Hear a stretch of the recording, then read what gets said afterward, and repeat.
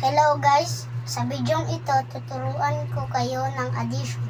Ngayon ay i-add natin ang 97 plus 56.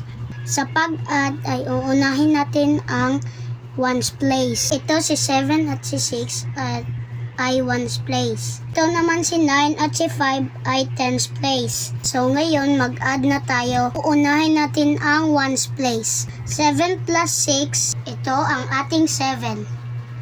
1, 2, 3, 4, 5, 6, 7. Dagdagan natin ng 6. Dahil meron na tayong 7, idagdag natin si 6. 8, 9, 10, 11, 12, 13. So, ibig sabihin, 7 plus 6 equals 13. Itong 13, isusulat ba natin lahat dito? Ang gagawin natin, itong si 3, lalagay natin sa baba ni 7 at 6. Ito naman si 1, i-carry natin sa taas ni 9. Dahil tapos na natin na-add ang ones place, ang tens place naman ang i-add natin. Ang nasa tens place ay si 9 at 5. So ngayon, i-add na natin.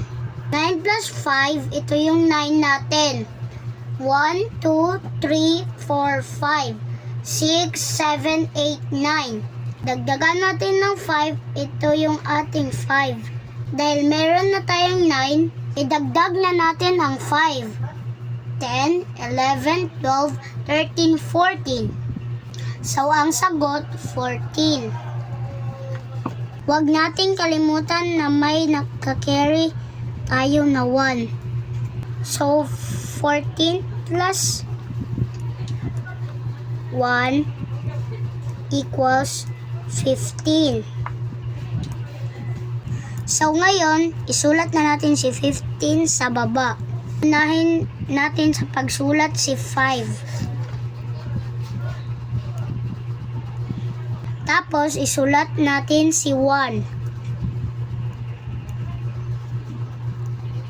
So, ibig sabihin, 97 plus 56 equals 153. Isa pang example.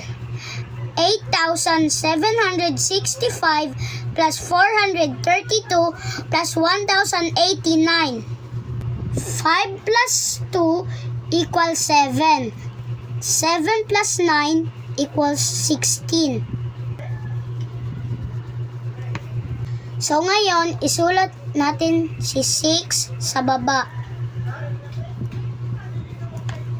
At si 1, i-carry natin kay 6. 1 plus 6 equals 7. 7 plus 3 equals 10. 10 plus 8 equals 18. Isulat natin si 8 sa baba. Tapos i-carry natin si 1. 1 plus 7 equals 8. 8 plus 4 equals 12. Bring down 2, carry 1. 1 plus 8 equals 9. 9 plus 1 equals 10. Unahin natin pagsulat si 0. Tapos si 1.